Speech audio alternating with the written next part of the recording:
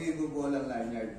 Ang problema nga lang, pag naka-anchor dito, naglalakad kayo, hindi siya nakasecure, sumasabit.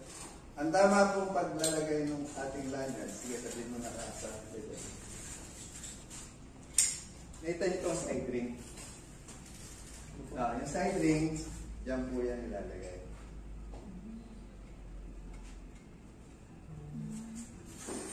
Okay?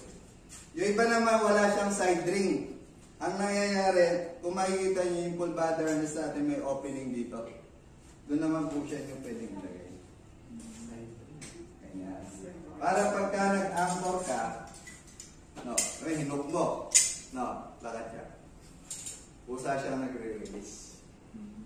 Hindi yung binuhol mo, inanchor mo. Ngayon, sa pagtatrabaho mo, nalimutan mo nakabuhol.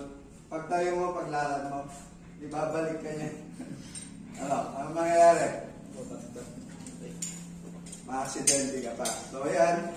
Ito mo, ito, maganda ito. May cycling. Pwede kasi ito rito eh. Oh. Pwede sa dito. Ayan. Mag-anchor ka man. Hindi siya sasabit, di ba? Mag-anchor ka man. Usa siya nag-release. Okay? So, gawin nyo. Pag susuot lang ito,